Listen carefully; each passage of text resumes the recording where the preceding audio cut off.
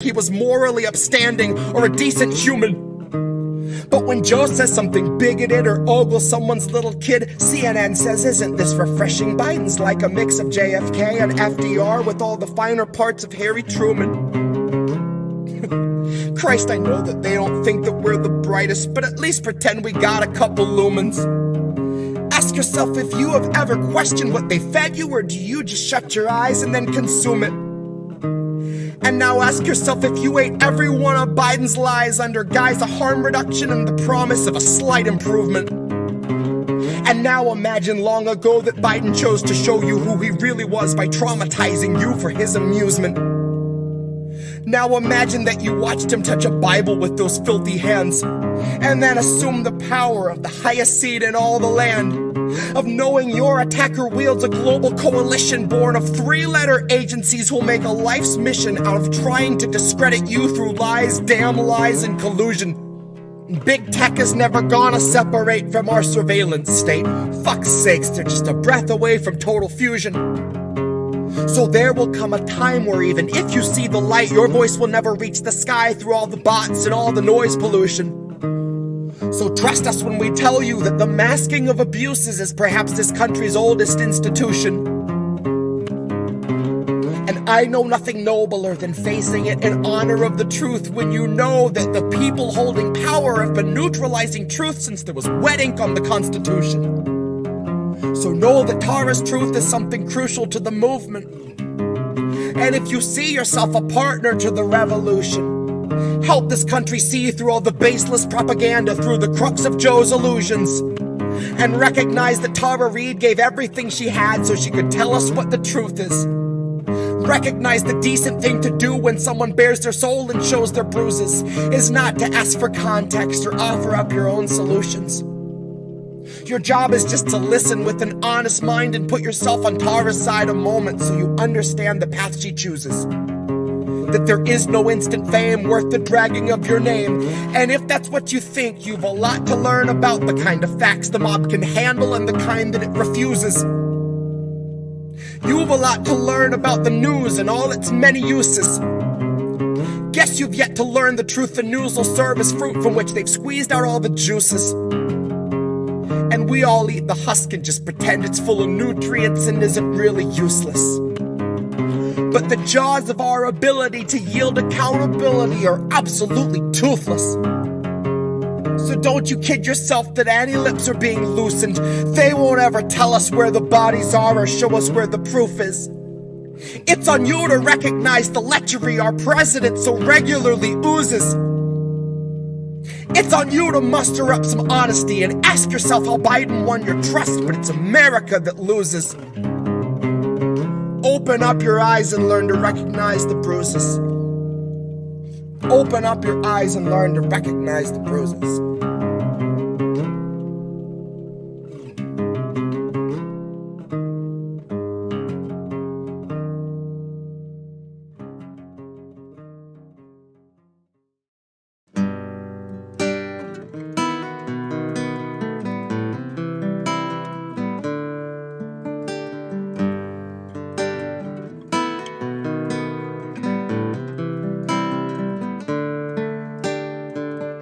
They'll gladly pay you by the hour for a minute or so, so you can sign off on the towers where they'll piss on your home.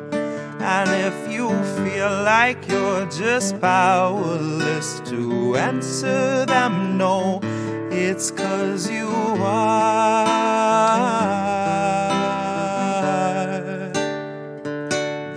Gladly pay you by the hour for a minute or so, so you can sign off on the towers where they'll piss on your home. And if you feel like you're just powerless to answer them no, it's 'cause you are.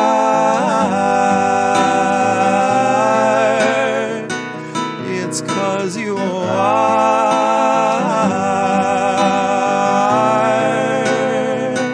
They'll gladly stagnate a living wage, snap the chain.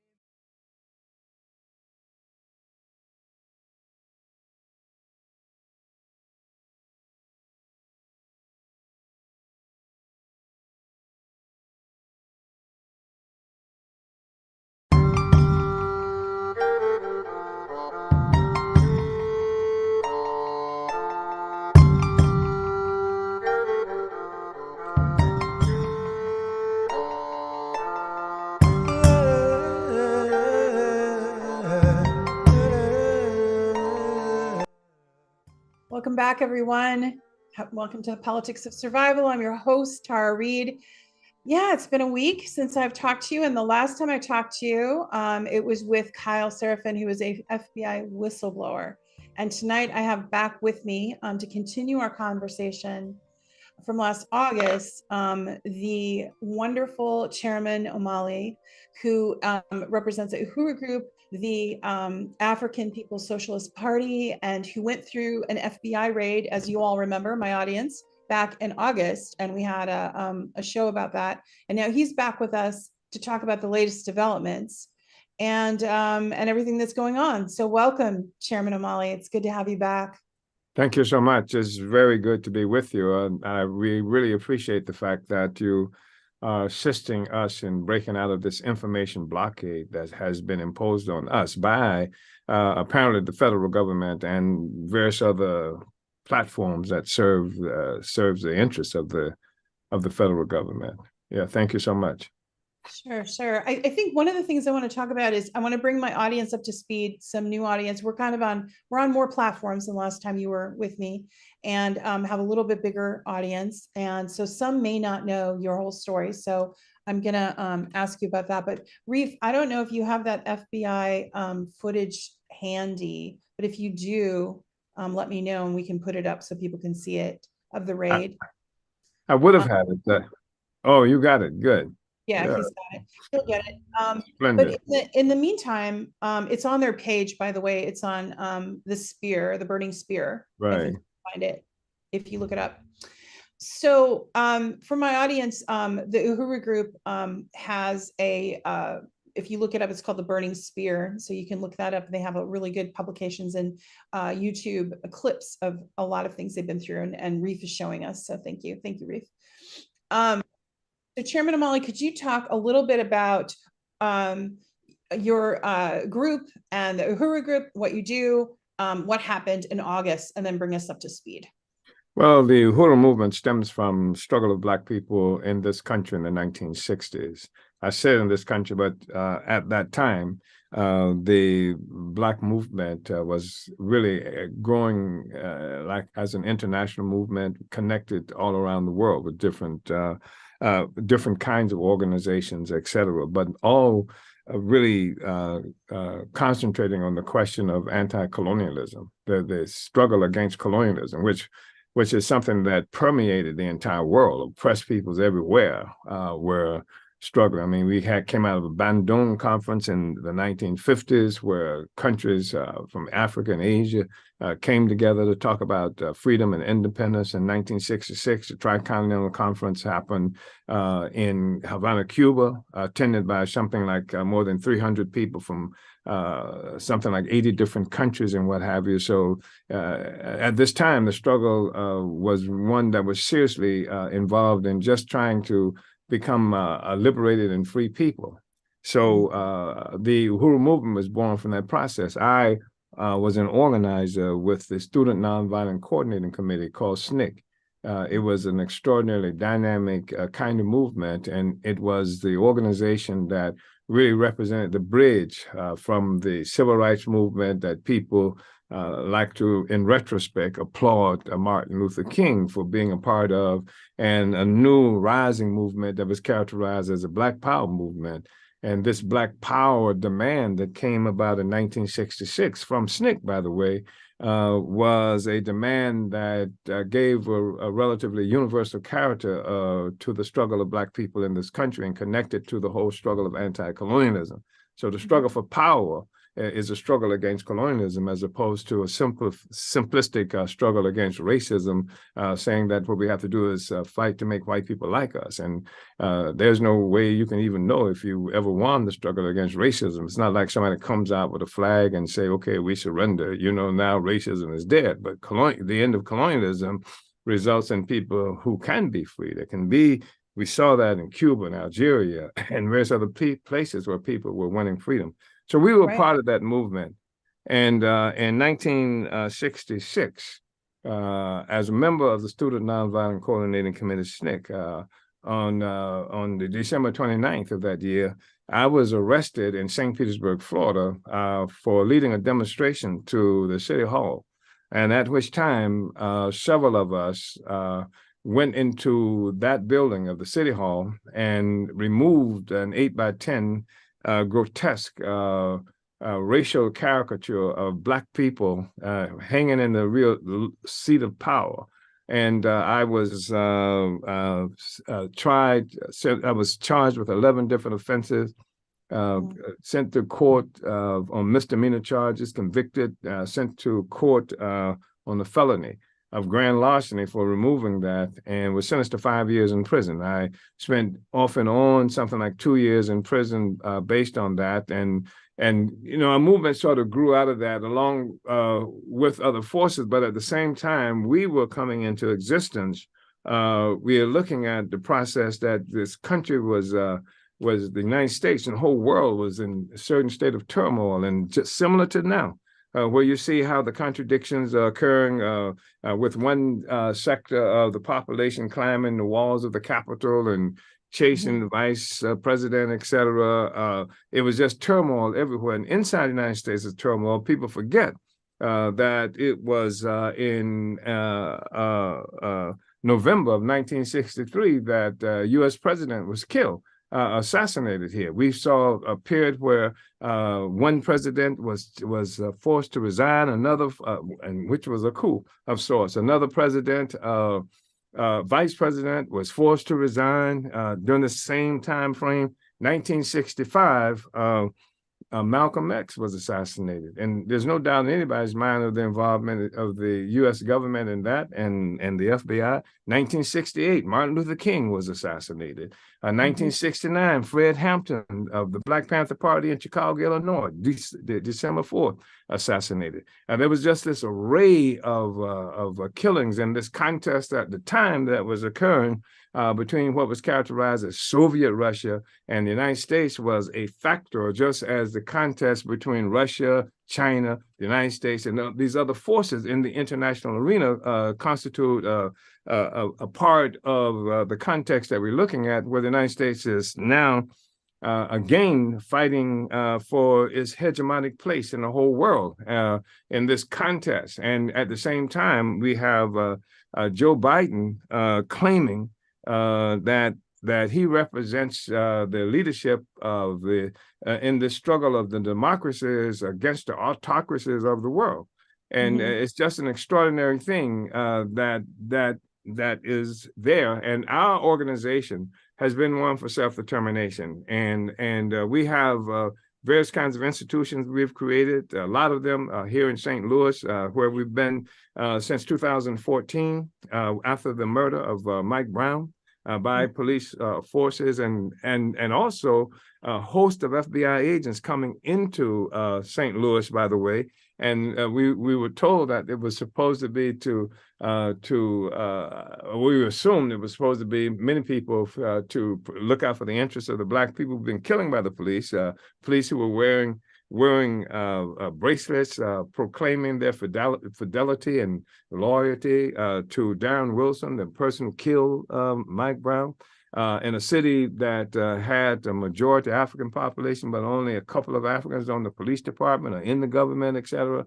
But that's not the case. The FBI came in and set up 3 young people and arrested them for plotting to commit some kind of offense in the city. So we've been here for a long time. We organize. We now exist on the continent of Africa. We're in Europe. We're in France and England in particular. But we have forces who we worked with for long times in Berlin, in Germany, and various other places, Belgium, in Europe. We are in the Americas.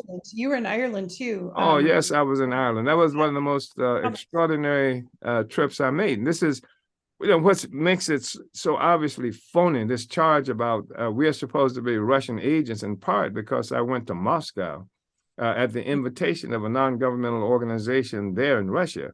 But I was in Ireland. And it was an extraordinary experience because it was the first time I'd ever seen that white people who were living under the circumstances in there, just like black people here. I mean, where they were living under direct British colonialism, and the terror that the people were facing was horrific. But the Irish united with us, and we won them to come out with a press conference stating their unity with our demand for reparations, and also their unity with our demand that the United States should ratify the United Nations Convention on prevention and punishment of the crime of genocide. So I was invited to Spain. I was in Spain at a non-governmental organization that was close to the Spanish government there. So I've done all those things. And we built an organization, a small organization, but we're relatively influential, and we have a presence in many places, around the world. I wanted also to bring it home to St. Louis, because one of the things that I loved about, the things that all the people in your movement are doing together is lifting up other people that are struggling and trying to get small businesses, trying to, you have a farmer's market, you're giving back into your communities there. And that's what it's all about. And I think that's one of the major problems that we're confronted with, because at the same time, you have groups of people who, and some of these are people in government and who claim that they detest the idea that black people are on welfare and sucking and from resources. But the fact is, there's a determination has been made a long time ago that black people should be maintaining a state of dependency. And our objective is to end that dependency and to create a capacity for our people, our community, to feed, clothe, and house itself. And so we built these institutions. Right now, we're in the process of building a women's health center. We have training doulas, which is extraordinarily important in St. Louis, where you have a situation where enough black babies die in the first year of life to fill 14 kindergarten classes. That's every year. And where they've destroyed African communities, we are rebuilding communities. We're building basketball courts, not the local government here, but we are doing that. And that's the thing that's a real problem, because everything that we have to do, creating health centers for women, creating the market that just mentioned. They love to talk about the St. Louis and the black community being some kind of food desert. Well, we say it's a power desert. That's the real problem. If you have power, we can feed, clothe, house ourselves. And we've been dealing with creating farmers markets, and that also creates jobs, and that allows money to circulate inside the community, and which offers all kinds of opportunities for people otherwise they wouldn't have.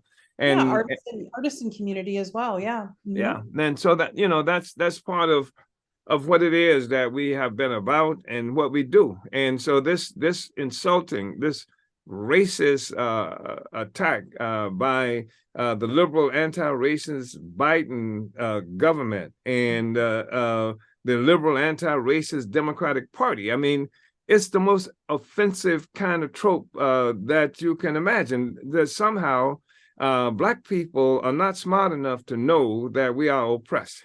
And we're not smart enough to know that 1 out of every 8 human beings on the planet Earth who's in prison is a black person in this country.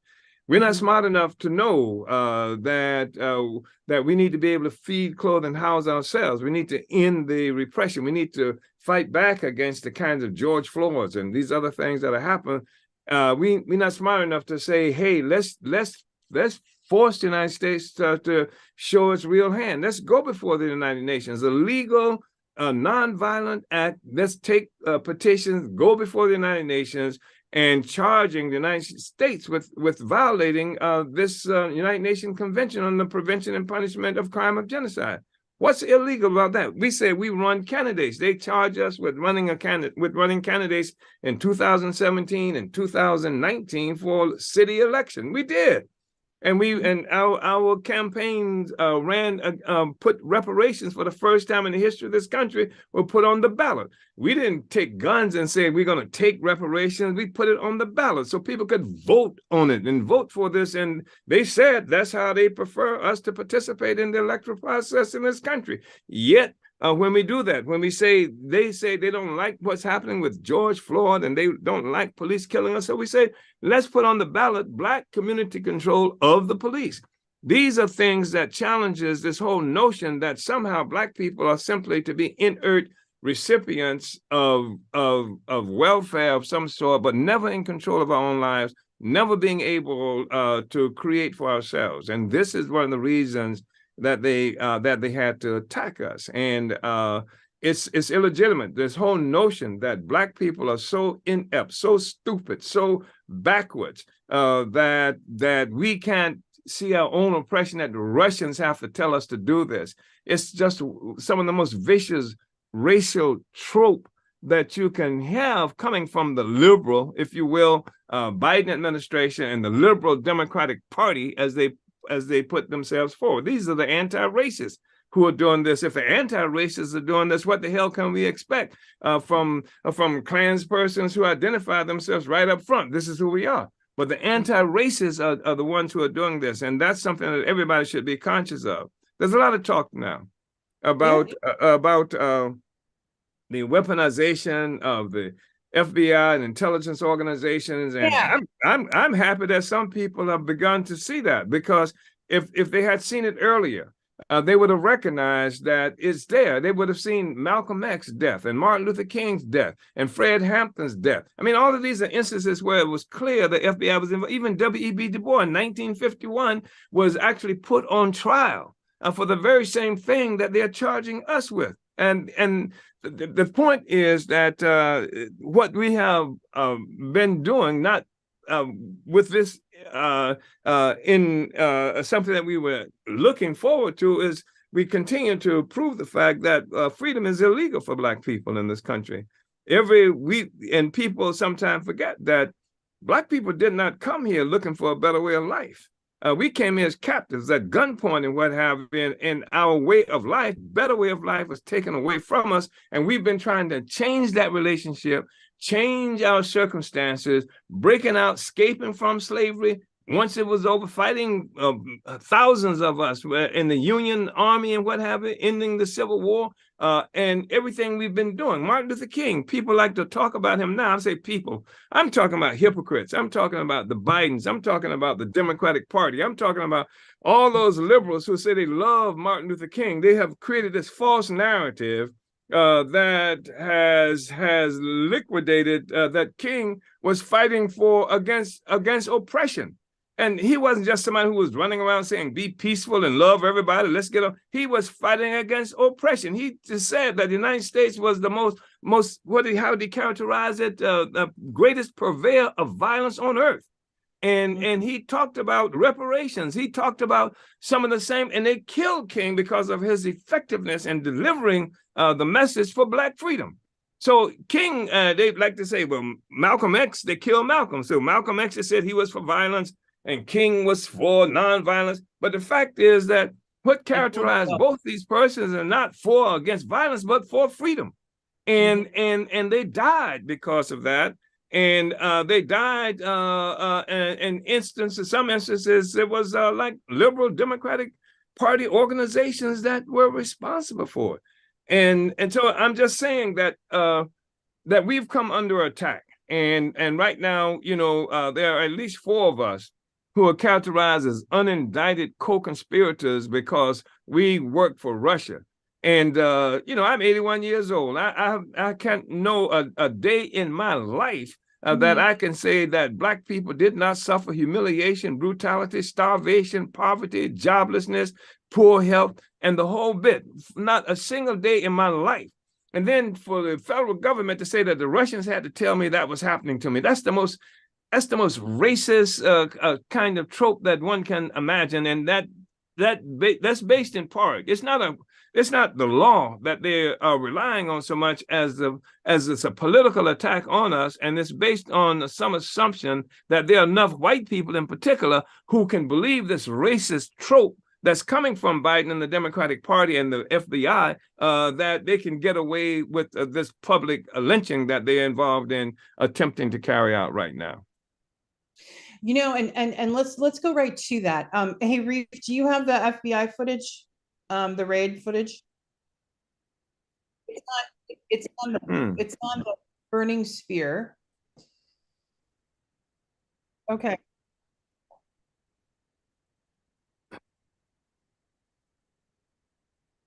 That's the only thing you see, huh?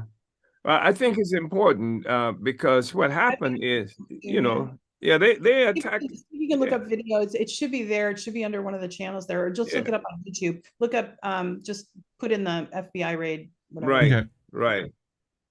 Cool. And then get back to us. Okay. Yep. Okay, so he's going to do that.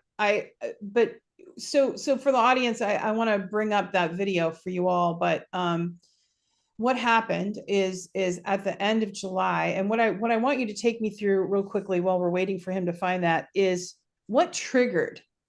All of a sudden, you're going along, you're having your farmers markets, you're having your doula.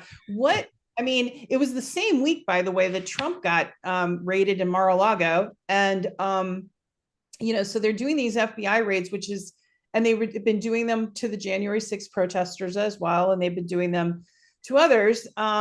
So there seemed to be like they seemed to have a busy summer. But what triggered it? And yours was in particular very violent, by the way. And I want the audience to know how violent it was, because it was much different than the other ones that you saw, which were basically going into empty houses for those people. Like in Trump's case, they weren't even home and they went through and rummaged through, but it was nothing like yours. So could you take the audience through that and what you think triggered that visit? Well, I think there are a lot of factors that's involved, but I think something right now that was important for how Biden moved and the federal government is that Biden's polls have been in the dumps. I mean, they've been in the cellar for a long period of time. And you got to remember, they were facing midterms elections where they expected that the Democratic Party was going to come out extraordinarily bad. So I think that Biden needs to be tough. And so he's attacking all these forces, you know, etc. and shutting. Go ahead. Yeah. Okay. Yeah. Let's go ahead and bring it up. Please, okay. Let's do that. What happens? Okay, audience, here you go. Thank you, Reade. Okay. That's the front of my house there. There you go. In St. Louis. That's my house in St. Louis. There you are. You have look how many armed. Okay, now here we go. Can you play that, Reade? Let that play. That's okay. Oh, okay. Okay. Well, keep going. I don't think you will, because this was played before. Yeah. So it's played on news, so don't worry about it. The only revolutionary organization that's done something here on the ground practically for African people is the one that's come under attack. Institution that offers a community radio station, a newspaper, a commercial kitchen, an Aquaba Hall rental space, and community office for our organizers. That was the building that has come under attack.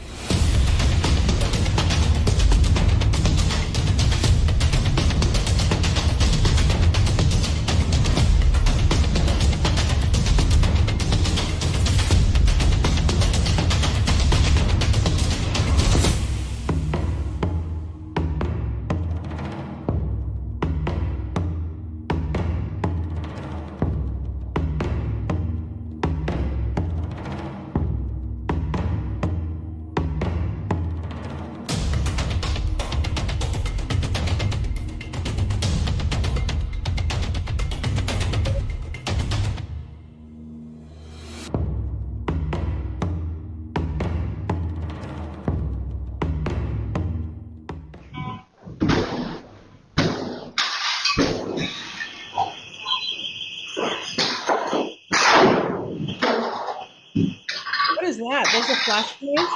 Yeah, those are grenades. Yeah. Yeah, breach, what do you need? They want, I don't know.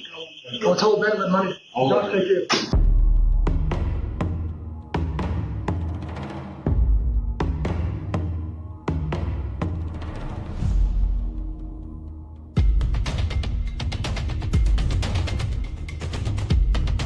All right, Reade, go ahead and stop it there, and then let's put the link down below. So audience members, if you want to watch that, go ahead and go to the Burning Spear, but also right now there's a link to that video from their site, so you can click on it if you want to watch the whole thing. But Chairman Omali, could you describe like what people were seeing right there? There was flash grenades, right? Yeah, it was extraordinary. My wife and I in St. Louis were happened to be up that morning because she was preparing to go and work with the training of the doulas later that morning, and I was actually preparing to go to the gym. We were sitting out talking about how we'd be moving that morning, and then out of the black, there came this racket from a loudspeaker that first we couldn't understand what was being said, but they were saying that the residents in this house should come out with our hands up and our hands empty, that this is the FBI. And as they began saying that, then these flashbang grenades, these sounds started going off all around the house, and they had actually entered into the rear stairwell of our house and had detonated those grenades there that, you know, tore up plaster and stuff. They knocked in windows, and when I went downstairs, I got to the bottom of the stairwell, and in the dark, now lighted by their presence, there were these military forces. And they were armed with assault weapons. They were standing there with an armored vehicle. And when I got to the bottom of the stair, they used those assault weapons and the laser targeting devices. They were in my chest. They were bouncing off my chest, and it was a threat to kill me. I mean, you don't do that, you know, for any other reason. And so I got downstairs. My wife had tried to call people to let them know we were under attack, but they had jammed our phones. The phone company was working with them. They jammed our phones. The St. Louis Police Department was there with them. And I get downstairs. I'm asking, what is this? What is going on? They tell me that there's an indictment that's happening for a Russian national in Russia, and that later that day he's going to be indicted. And if he ever comes to the United States, they're going to do something to him, put him in jail or something to that effect. And then that they said my name was involved in it. And so they have a search warrant, they said. Now, I mean, they say they're doing this to do a search warrant. Like the doorbell didn't work, like knocking on the door didn't work. I mean, even if there was a reason for a search warrant, and there was none, that was just ridiculous. And so they zip tied me behind my back, which gave them a real problem because they had a problem trying to undo it a little later on. And they handcuffed my wife behind her back. What does that got to do with a search warrant? And so, you know, we're standing there. Flashbang grenades are still going off all over the place, terrorizing the entire community, and trying to humiliate us. They wanted us to sit on the curb, you know, while they carried out this ridiculous and dangerous, a very dangerous kind of raid against us. My wife, when she was coming out of the door behind me, was almost hit in the face by a drone. They had sent a drone up into the apartment. I live in a very small place. I mean, and so that happened there. Then across town, you saw some footage of the Solidarity Center, where we do work in the white community, and there are these white forces, the African People's Solidarity Committee, have a center there, the Uhuru Solidarity Movement, and they work every day in the white community, uniting as many white people as can be won to unity with the objectives of freedom for Black people. That's all they do, not violently or anything like that. And there's a tremendous base of support that's been won there.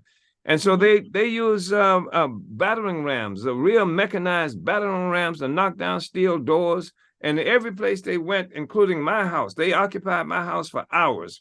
And they looted things like recording devices, laptops, iPads, cell phones, from my house. They did the same thing at the Solidarity Center, which is in the white community. And then they went to the homes of 2 people there, and 4 people altogether, and held them at gunpoint. In St. Petersburg, Florida, that was some of the footage when you saw all of those agents walking across. That was in St. Petersburg, Florida, at the Uhuru House. That was July 29th. It's not a coincidence that July 2nd, 27 days earlier, somebody had pulled into the parking lot in broad daylight, took out a military-grade flamethrower from the trunk of the car, and torched our flag, red, black, and green flag, on a 50-foot flagpole, of a 15 by 25-foot flag. They torched it. And then the police did not want to cooperate. They ended up having the home, the home, whatever this home thing is called, and FBI and police department, they all come out. But they won't charge this guy with anything except criminal mischief. They won't charge him even with arson, despite the fact that he's torched the flag and what have you. And so that's 27 days before. And then on the 29th, they attacked that building. They put our radio station temporarily off the air. They raided our archives. That's 40, 50 years of archives there. I don't know how much they took from that. They stole our devices, recording devices, notes, yellow pads where things have been written and what have you. They did that, and then they went to my home in St. Petersburg, Florida. This was the second largest group of agents you saw moving out of this place. And then they went to the home of one of our young leaders there and told her, they used the local police department, told her that her car was being broken into, come out and investigate. And when she came out of the house, the FBI came from everywhere. They took her phone from her. It was just a whole terroristic act that they initiated against us. And like I said, they stole all kinds of devices that they use to construct whatever kind of story they want to construct. And, things, even discussions and stuff, texts between me and my wife would be involved in the stuff that they took from us, and all kinds of material. So that's what happened then. And I should tell you that as recently as last Saturday, because we have these programs going, economic development, that's been referenced already, where we're uplifting the community right across the street from my house, right across the street from my house. We had under contract a church that had been abandoned for a long time, where we were going to put some programs there, community programs, and move our headquarters in St. Louis there. At first, what happened was that the seller all of a sudden had trouble and raised the prices for the cost, $50,000 more to get the church. And then right after that, they burned the church to the ground. The church became an inferno. They torched it. They torched the church. And before this, the same month, that was in October when we started the process. Last Saturday is when they burned it. The same October, a young man who is a part of our movement, who actually accompanied me to Russia, who was working as a substitute teacher in St. Louis, who was supposedly being hired full-time there, suddenly was told that he was not going to be hired. They were not going to hire him. He gets in a heated discussion with them. On October 31st, after we've done this Halloween program for the children in the community, he's there taking down the Halloween decorations, and 2 cops come, handcuffed him, put him on the ground in tightened handcuffs. And then they said they're arresting him for making terroristic threats. The terroristic threats are supposed to be related to the discussion he had with the people about his job. But they take him to jail. They hold him for 2 weeks, but for 5-6 hours, he's sitting there in a holding cell watching everybody else being processed, but not him. And then finally what they do is that they come in, 2 agents come in and tell him that all of that, the charge about terroristic attacks, oh, that's BS. They're chums now. They're being buddy. That's just BS, man. What we want to know about is Russia. Can you identify any of these people in the picture in Russia? How many members of the African People's Socialist Party are there? What did the people think after we raided you, how did the people respond to that? What did the people think about that? So that's the kind of stuff that they've done. And yes, it's interesting you're bringing this up because as you know, I came forward about my terrible experience working for Joe Biden in 2019 and 2020. We forgive you for that employment. Everybody's got to have a job somewhere, I guess. Yeah. And when I came forward about, what he did to me about the sexual assault. Yes. And I had reported it at the time in 1993, went through the Senate, but I didn't go public. And then in 2019, I went public and I had cooperating evidence and all of that stuff. Of course, he's never been investigated. Right. I had that political machine coming after me, right? So immediately I was called a Russian asset, even though, that's, I lived, my mother was an artist, and an anti-war movement. She's part of the Committee Against Racism, actually, in Chicago and Madison, Wisconsin, as a matter of fact, as a kid, and Progressive Labor Party in Wisconsin. So I lived part of the time on a farm in Wisconsin and was born in Monterey, California. So no, I didn't have any ties to Russia, right? But they continued that narrative. And then it just recently came out. Well, I saw it, but I didn't know what to do with it. But I had I was contacted by Twitter's attorney that my communication had been taken under sealed warrants in 2020. And there was a grand jury impaneled. And they wanted to know things about Russia, right? And it's like, I have nothing to say. So anyway, that's still, so the grand jury is still, I don't know if that case had anything to do with Russia. I don't know if it had anything to do with me particularly, except that they were asking, there was a summons for Twitter to hand over all my communications. And the Twitter attorney said, this means everything, probably Google, Apple. I mean, it means your Gmail, it means phone number, it means everything, right? But it's under sealed warrant, so you won't see it. They had to make a motion in court and spend thousands of dollars to even tell me there was a sealed warrant. I got a hold of the sealed warrant, so now I know what it is.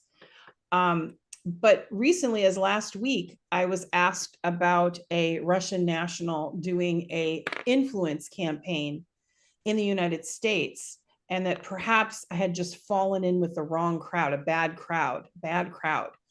And I said, no, I've been a political activist. My mother was one. I think for myself. Like again, it's that same tactic. So I think that there's something going on right now where there's a desperation in the Biden administration because they have a proxy war against Russia using Ukrainians as a meat grinder, and people are dying for the military-industrial complex, basically. And they're going after any movement that's anti-war. And I think your movement is, of course, you've always been anti-war and anti-imperialist. So just like some other ones. And I think that this is, but what the point of all of this is that this is the weaponization of the intelligence services for a political party. Sure. Seeing it with the Twitter files. Sure. So I wanted to ask you, because now our audience kind of sees the convergence. Right. You see of a lot of people all of a sudden being caught up in this wide net while they're looking for Russians under everyone's bed, right? And and I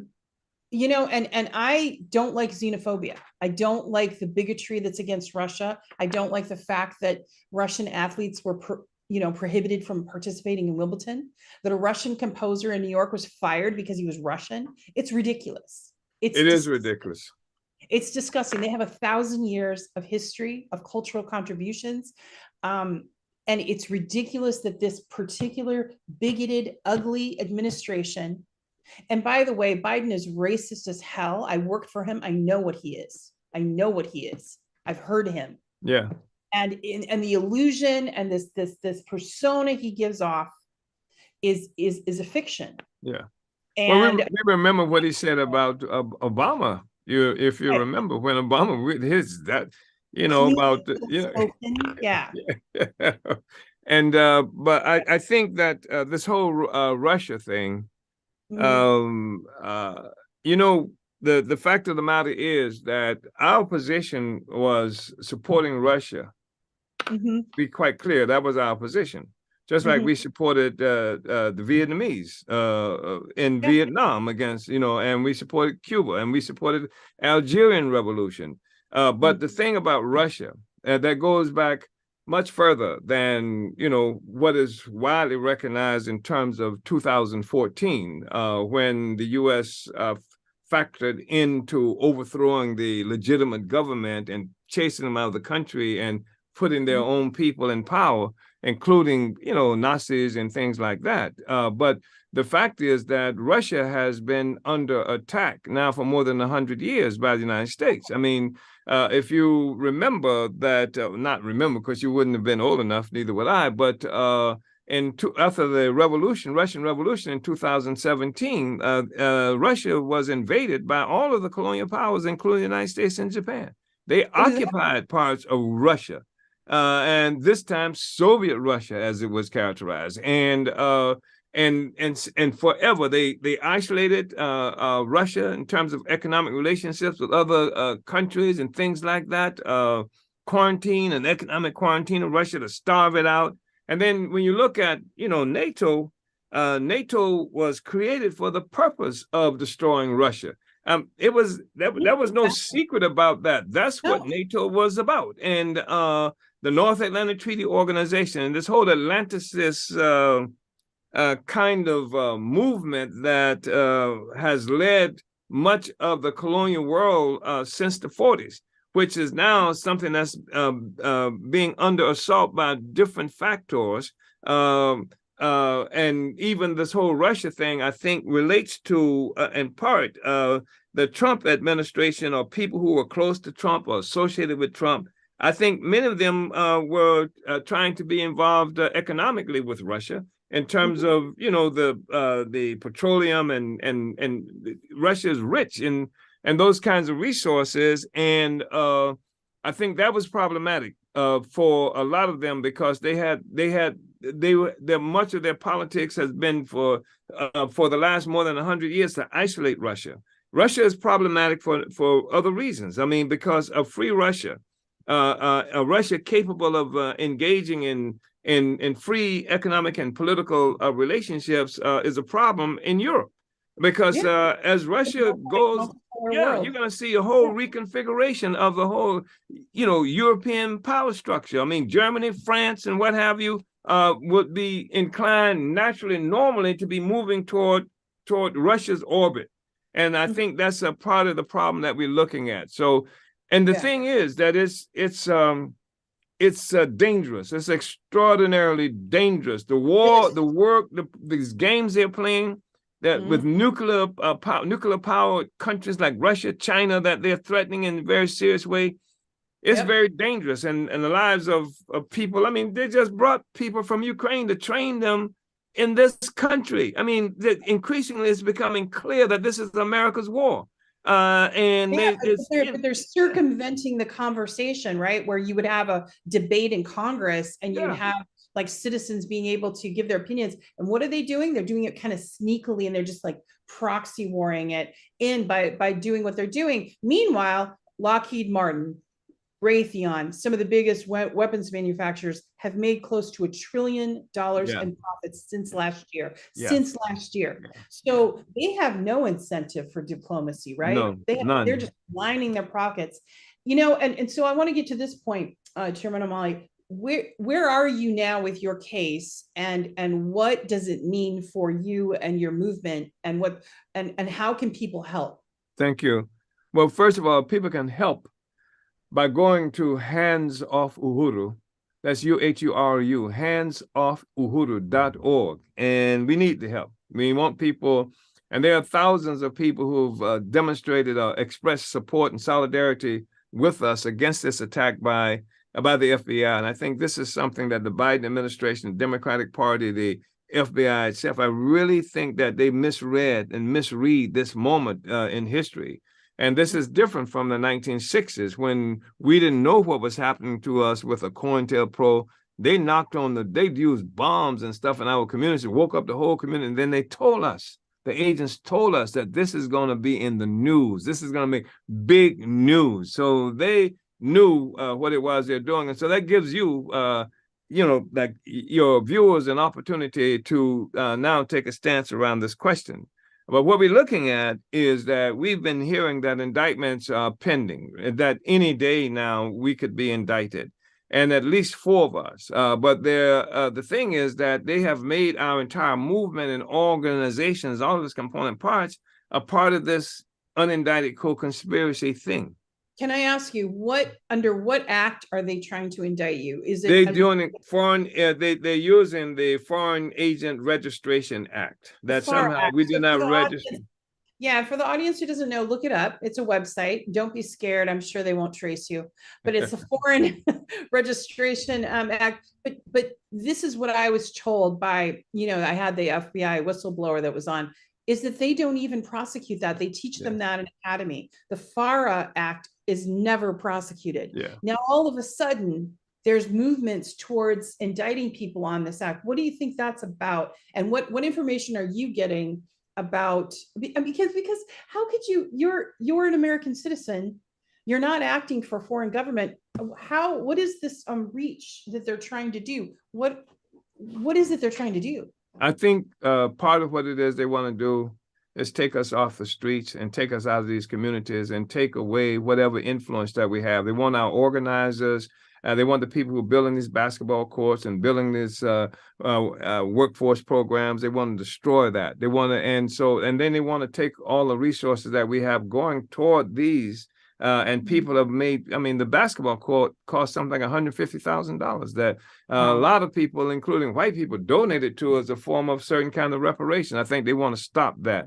And because every success that we have is testimony to the failure of the United States government in terms of responding to the needs of African people. And they want us to be shut up, like they shut up King, like they shut up Malcolm, and et cetera. So I think that and taking these monies, it's going to take, right now, we're looking at a possibility of a minimum of $500,000 just for lawyer fees. It took $40,000 to repair the damage that they had done when they knocked in doors and things like that, and to purchase new phones and iPads and things like that. So I think that that they want to make sure that none of our resources can go to carrying out our work. Like the church we were talking about building, they got rid of that. I think the other things that they can make us, they can, divert resources that we are putting into the community and make it something that we have to spend getting people out of jail, paying lawyers and things like that. I think that, and that's why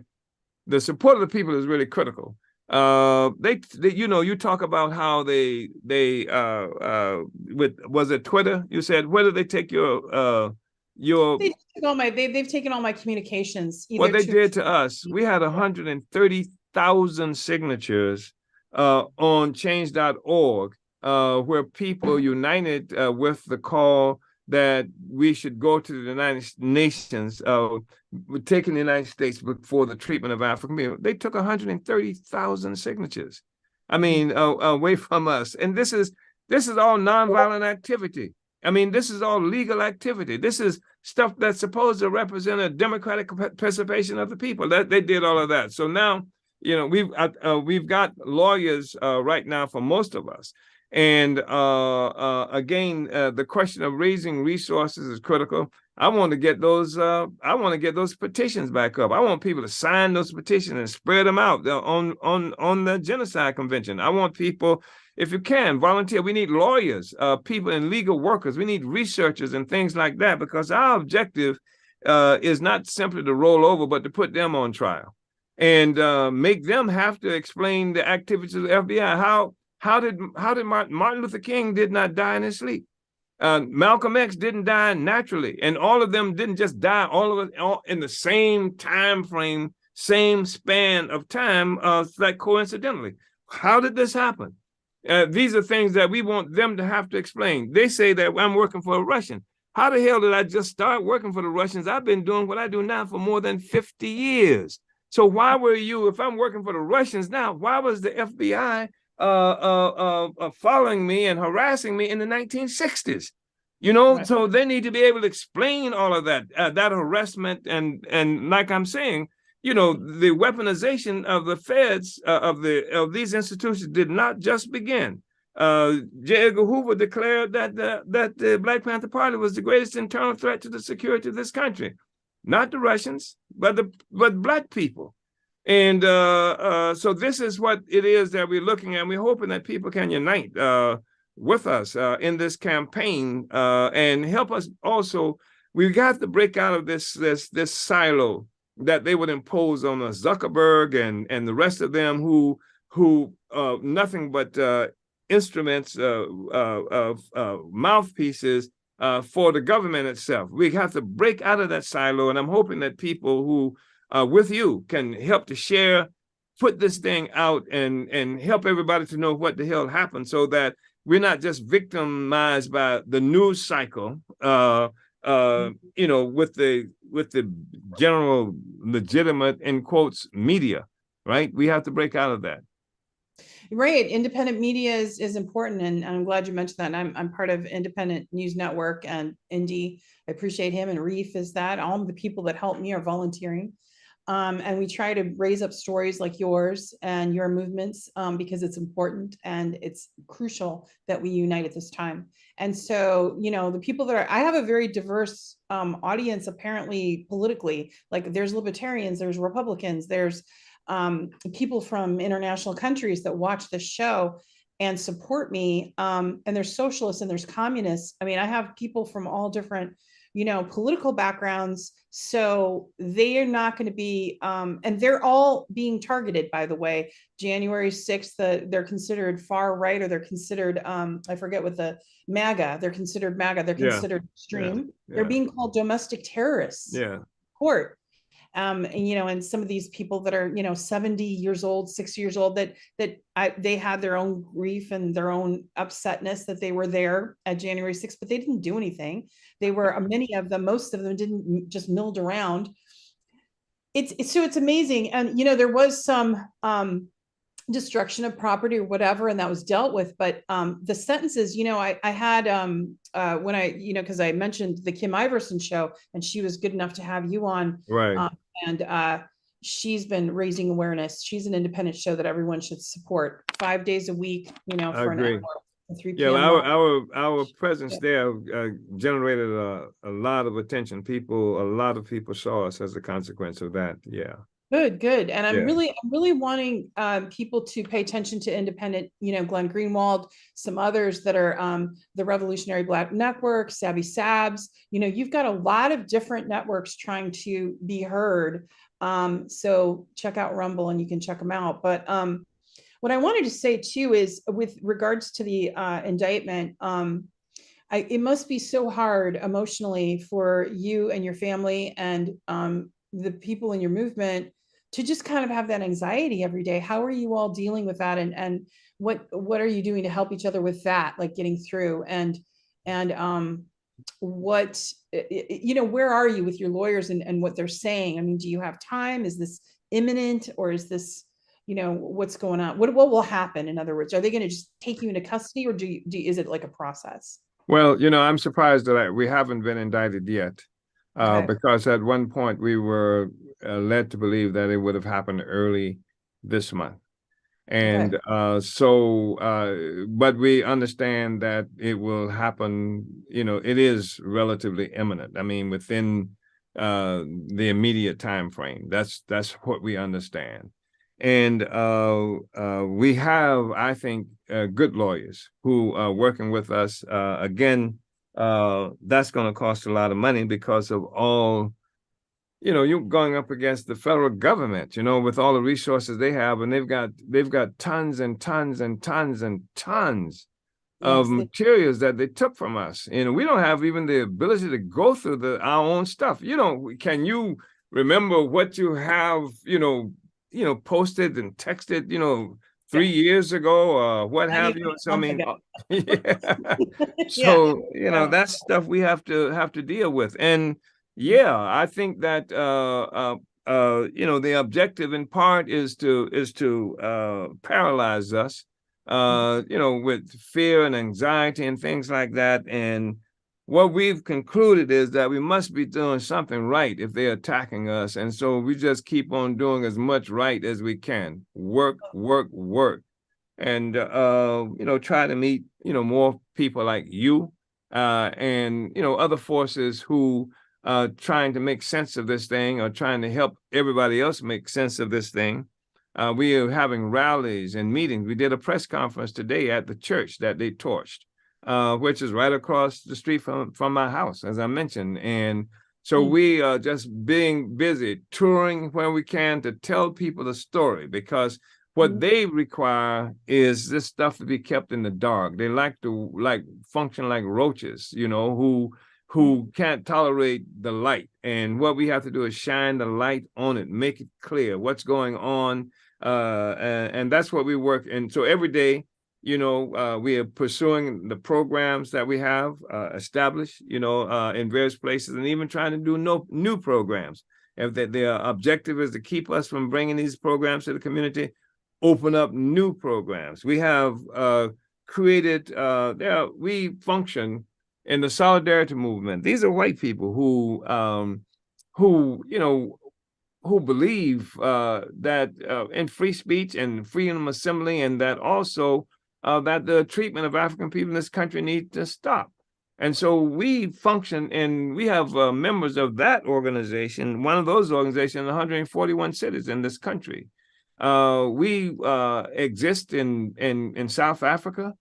We exist in various places in the Caribbean. Like I said, we're a small organization, but we are there in these places, and we are taking this message out because, on December 15th, Joe Biden had these 49 heads of state from Africa in this country. And part of he's pandering to them because he's not having to compete with China and Russia for influence in Africa, something they haven't had to do for a very long time. They just dominated everything. And he made this really interesting statement where he talked about how in talking to the Africans that have to apologize for the treatment of Black people. And he called this America's original sin, what they've done to African people. And so I know the one Pope just died, but I got no information that suggests that this original sin, there's ever been any absolution for that. There's ever been, it's over now. And that original sin is something that has resulted in the death of George Floyd and their political prisoners in this country, Black political prisoners, some who've been locked up for generations and what have you. Part of the original sin, people just want to be free. That's the objective. People want to be free. And we've used the democratic process that's supposed to be available to us. We participated in elections. We've exercised free speech. We've done all those things that's supposed to be legal, except when we participated in elections and we spoke freely. What we learned is that you can participate and speak only if you participate the way you want it. They want you to participate and say what it is they want you to say. Otherwise, you pay a price for it. And as long as this entity continues to exist and suck the blood of peoples everywhere around the world and inside this country as well. So it's a serious struggle, and it is one that you see we have little children and everything in our movement, and people who just want to be happy. They didn't accuse us of bank robbery, of looting anything. They're the looters. They came and they even attacked our right to free speech. Who gets them to pay a price for that? I mean, and so they don't have to say, as in the past, they would have had to say, Black people don't have the right to free speech. We can kill Black people and commit genocide. That's okay. They can't say that. Black people, can't say, like in Birmingham, Alabama, where they bombed our churches because we were trying to vote. They can't say you can't vote. What they say is when you do these things, it's not really Black people, it's Russians. So when we attack your house on Redbud in St. Louis, it's not you we're attacking, it's Russia. And if we are in St. Petersburg, Florida, maybe it's the GPS that's wrong, and we might have confused that with St. Petersburg, Russia or something, but it's not you, it's not Black people we're attacking. And this is something that's designed to confuse a lot of people who might otherwise be sympathetic with what they're doing to us by characterizing it as a war against Russia and not the continuous war that Black people have been involved in since we were first kidnapped and brought to this country and our freedom taken away from us. And everything that Black people have been doing since that time is to win our freedom, and it's illegal. And if it's in fact, even if it's not illegal in law, in fact, it's illegal. And people have died trying to do this. And to claim that the Russians told us to vote, there's nobody in America, no group in America that fought and paid the price to vote more than Black people did. Black people did that. We're the ones who were gunned, churches bombed, children killed, leaders assassinated, and things just for trying to vote. And they're going to tell us the Russians are responsible for what it is that we do. And so now what we have is not Birmingham bombing of churches like 1963. It's the bombing of my house in 2022 by the federal government. That's what it is that we're dealing with, having to contend with right now.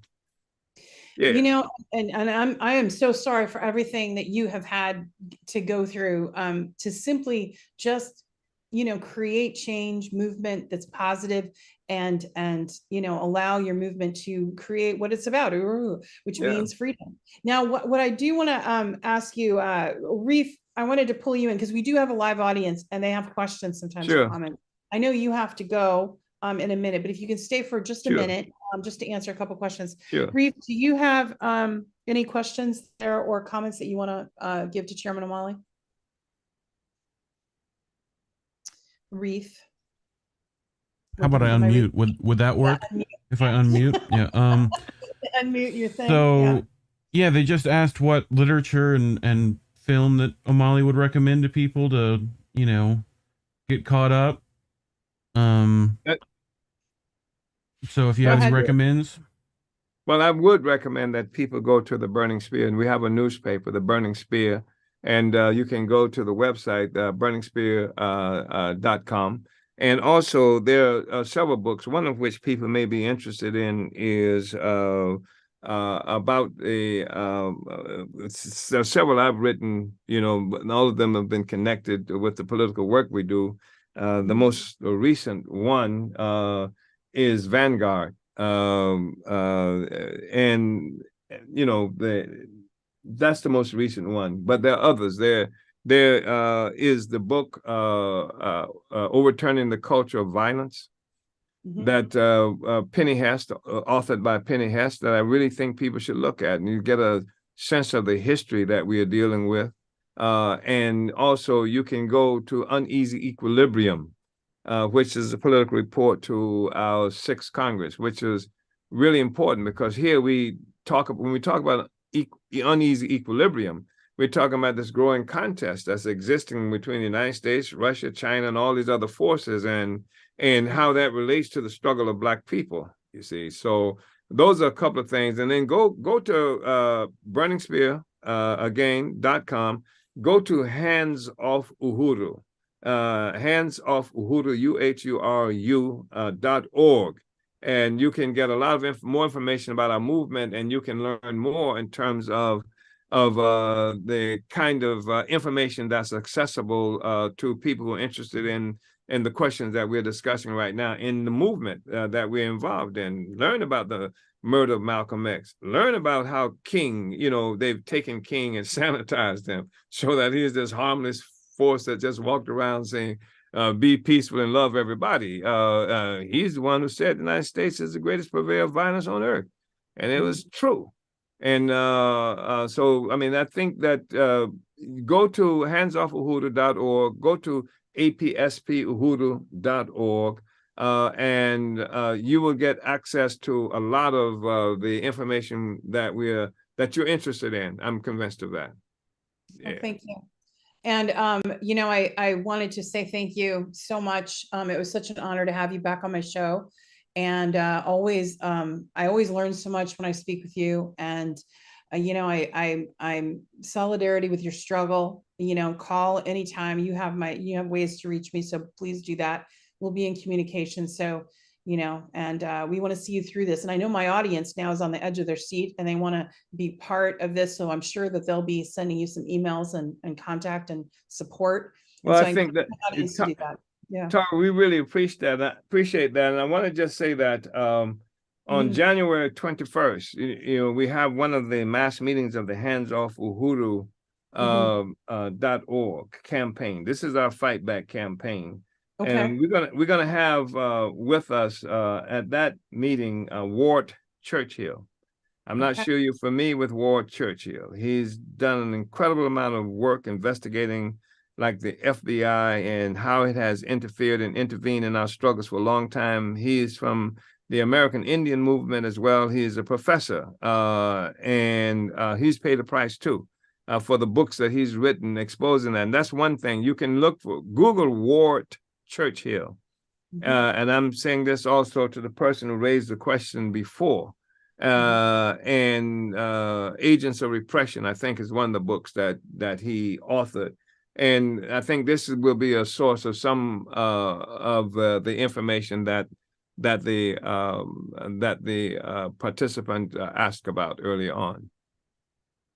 Okay. Well, thank you. Thanks for all that information. Uhuru. Freedom. Freedom. And I want to say to my audience, thank you for joining us tonight. Please follow Kim's show, Kim Iverson. She's live every day at 3 p.m. Pacific, 6 p.m. Eastern. I'm one of the producers on the show. You have Johnny Tsunami, who's also a producer, and she is fantastic and very lovely person, and really speaks truth to power, as it were.